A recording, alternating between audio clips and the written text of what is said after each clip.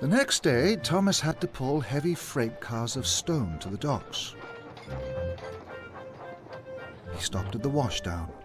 He saw a shiny new tank engine. That must be Stanley, he puffed to himself. Stanley and Percy were playing and joking.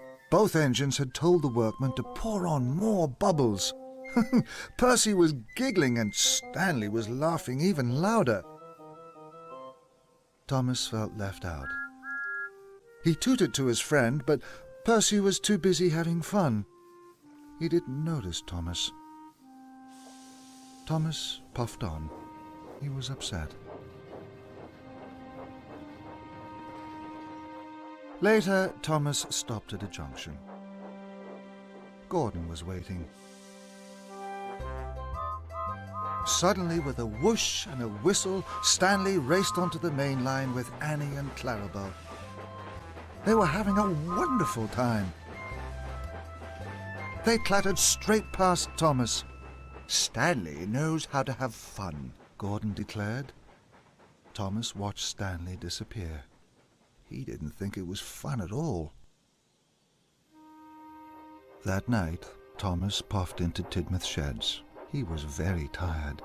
Tonight, he wanted to be with his friends. "Cinders and ashes," he gasped. Stanley was in his berth. Stanley blew a high sound from his whistle. Then Gordon blew a low sound. And Emily trembled a sound no one had ever heard before. All the engines whooshed and whished with laughter.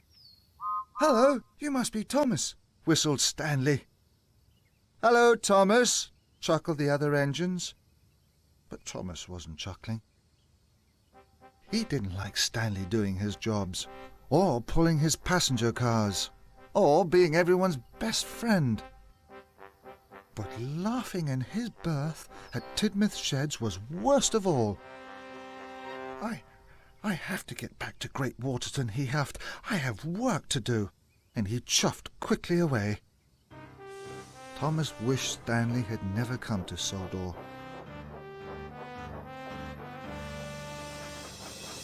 The next day, Thomas was extra busy. He wanted everyone to see he was better than Stanley. Thomas collected Jack. "I need you all to work harder than you've ever worked," he tooted to Jack. "Don't worry, Thomas. Alfie, Ned and Oliver are the best, and Monty and Max are dumping such heavy loads they're getting dizzy." Thomas smiled. He liked being in charge. Thomas wanted to show everyone he could do everything. Next, he was pulling some heavy freight cars. Then there was trouble. Thomas was puffing too fast round the bend. He toppled off the track. His load crashed down the bank. "Oh no," cried Thomas. Luckily, no one was hurt.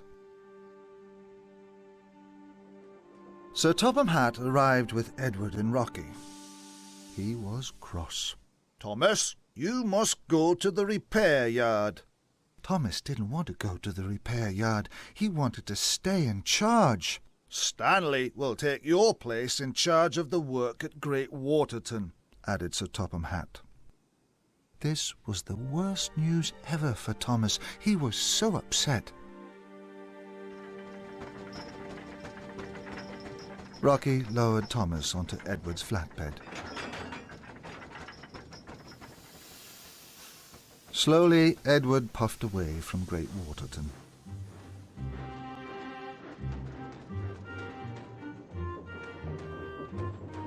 Edward had to stop at a signal. Stanley chuffed cheerfully towards them. "Bad luck, Thomas," he whistled, and he puffed away. In the distance, they could hear the other engines cheer. "Welcome, Stanley!" Thomas was cross. "I found Great Waterton," he hooted. "I'll be back. I'll be in charge again. Then everyone will see I'm more useful than Stanley." Edward signalled change to go, and he puffed on. Soon, Thomas was as good as new. "Now I can get back to my job at Great Waterton," he tooted. Thomas couldn't wait. He chuffed cheerily out of the repair yard.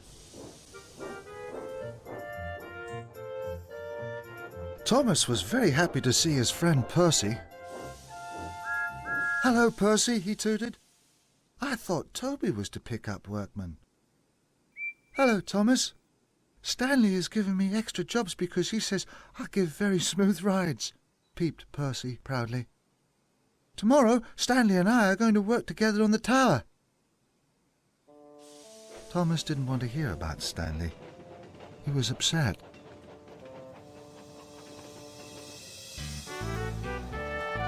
Next, Thomas found Jack, Monty and Max. They were very busy. "Come on, Monty and Max, let's make Stanley proud," Jack cried. "He's asked us to fill in 3 holes and we've only filled in 1. "Hello," tooted Thomas.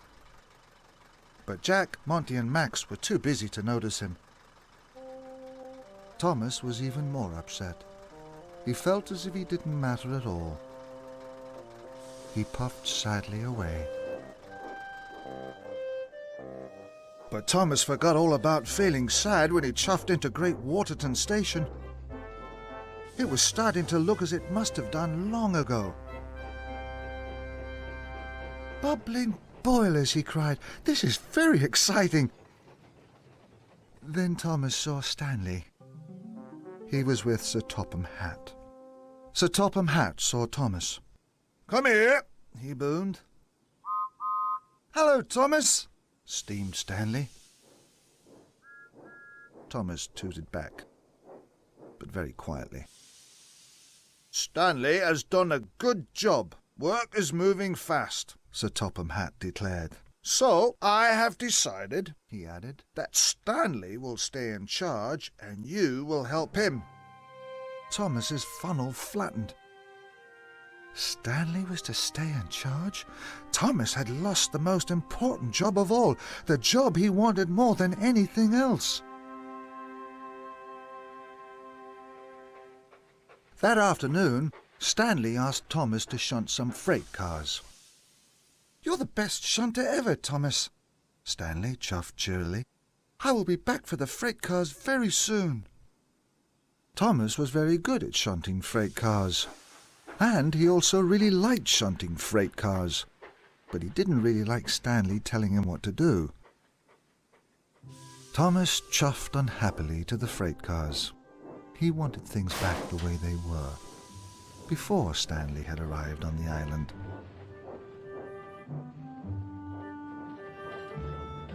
Thomas shunted lots of freight cars. Stanley had to take them up the steep hill out of the town to the wharf.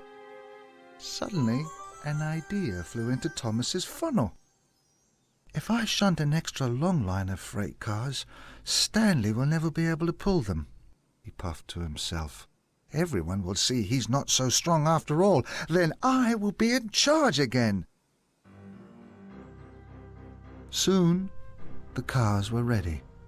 They were very, very heavy. Stanley chuffed back. "My, that's a long train," he puffed. "Not for a strong engine like you," tooted Thomas. But Thomas knew it was too long and too heavy.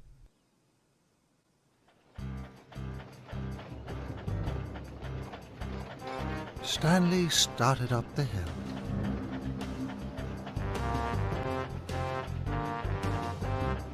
It was very steep. Stanley was doing his best. Stanley was using all his huff and all his puff. The trucks clanked, creaked. The train was far too heavy. Stanley's wheels spun and slid. Suddenly, the coupling snapped, and Stanley's trucks rolled away, faster and faster. The engines gasped as Stanley's train came racing down the hill. It smashed into the tower.